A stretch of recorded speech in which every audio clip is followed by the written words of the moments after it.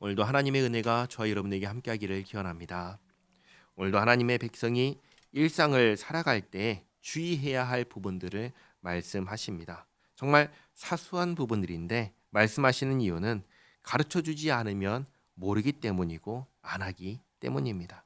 우리는 스스로 알 수가 없습니다. 항상 가르쳐줘야 알 수 있습니다. 왜 이런 당연한 것을 저 사람은 모를까? 몰라서 모르는 겁니다. 알려줘야지 아는 것입니다. 모든 일이 그렇습니다.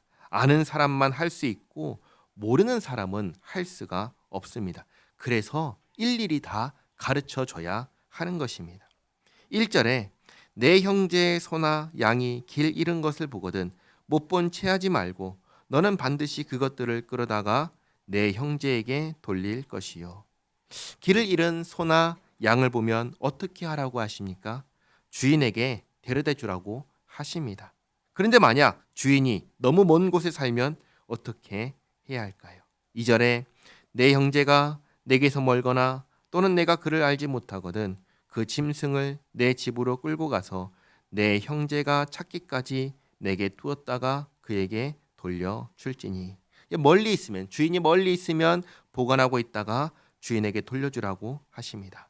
그리고 3절에 낙이라도 그리하고 의복이라도 그리하고 형제가 잃어버린 어떤 것이든지 내가 얻거든 다 그리하고 못 본 채 하지 말 것이며. 무엇이 되었든 간에 형제가 잃어버린 물건을 보면은 어떻게 하라는 말씀입니까? 갖다 주라는 말씀입니다. 모르는 척, 못 본 척 하지 말라고 하십니다. 또 4절에 내 형제의 낙이나 소가 길에 넘어진 것을 보거든 못 본 채 하지 말고 너는 반드시 형제를 도와 그것들을 일으킬지니라. 여기서는 낙이나 소를 말했습니다. 그러나 낙이나 소만 넘어지나요? 오늘날 길에서 보면 가게 앞에 배너가 있죠. 현수막이 있습니다. 바람이 불면 넘어집니다. 그러면 어떻게 하라는 말인가요? 세워주라는 말씀입니다. 그냥 가지 말라는 것입니다. 이렇게 이웃의 잃어버린 물건을 보면 갖다 주고 넘어진 물건은 일으켜주는 것, 이게 이웃 사랑이다. 이게 이웃을 돕는 것이다. 가르쳐 주십니다. 5절에 여자는 남자의 의복을 입지 말 것이요 남자는 여자의 의복을 입지 말 것이라. 이같이 하는 자는 내 하나님 여호와께 가증한 자이니라. 이 말씀은 남자는 여자 행세를 하지 말고 여자는 남자 행세를 하지 말라는 말씀입니다. 단지 치마를 입으면 안 된다라는 차원의 말씀이 아닙니다. 예를 들면 스코틀랜드나 아일랜드에는 킬트라고 해서 남성용 치마가 있습니다. 우리나라 한복과 같은 민속 의상입니다. 그 나라 문화 속에는 남자도 입는 옷입니다. 그런 것을 문제 삼는 게 전혀 아닙니다. 어떤 걸 문제 삼냐면 명백하게 이것은 여자가 입는 옷인데 남자가 입고 여자처럼 다닙니다.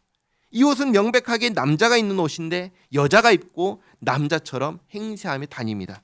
이것처럼 성 전체성을 모호하게 만드는 일에 대해서 말씀하시는 것입니다. 하나님께서 남자는 남자로 창조하셨고 여자는 여자로 창조하셨습니다. 이러한 명백한 구별을 허무는 일에 대해서, 섞어버리는 일에 대해서 하나님께서 금지하시는 것입니다. 가증하다 하시면서 이렇게 하지 말라고 말씀하시는 것입니다.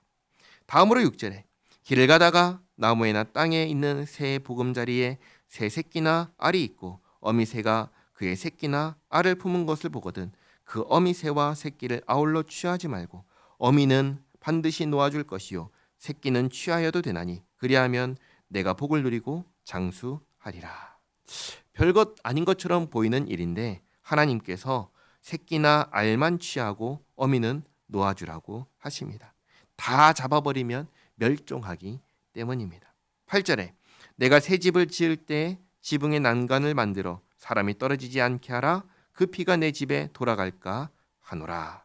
난간을 만들어서 사람들이 다치지 않게 하라고 하십니다. 또 9절에 내 포도원에 두 종자를 섞어 뿌리지 말라. 그리하면 내가 뿌린 씨의 열매와 포도원의 소산을 다 빼앗길까 하노라.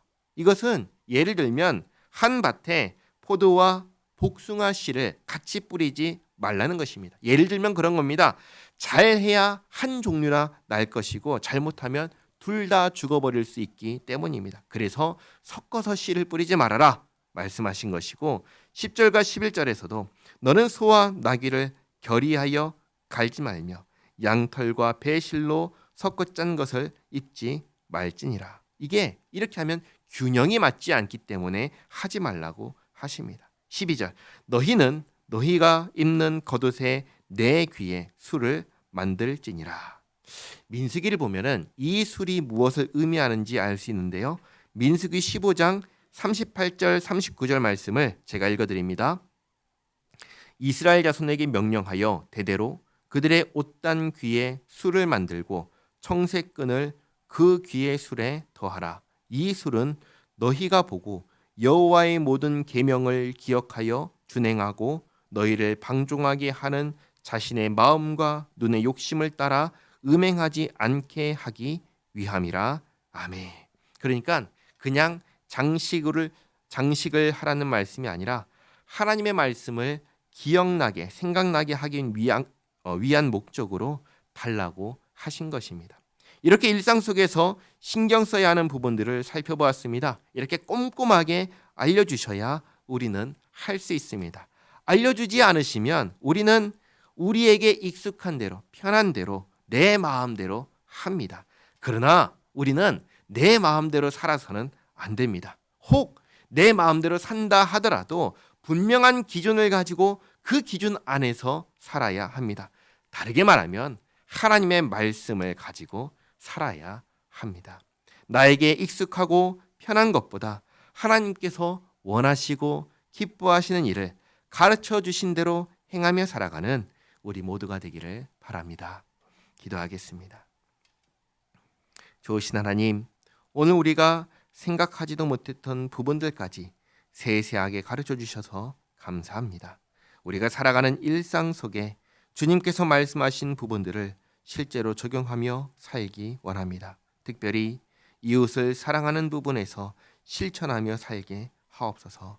또 주께서 하지 말라 하신 일들, 성 정체성을 모호하게 만드는 일을 하지 않게 하옵소서. 다른 사람들을 조금 더 배려하고 위하면서 하나님께서 기뻐하시는 주의 백성, 주의 자녀로 살게 하옵소서. 예수님의 이름으로 기도하옵나이다. 아멘.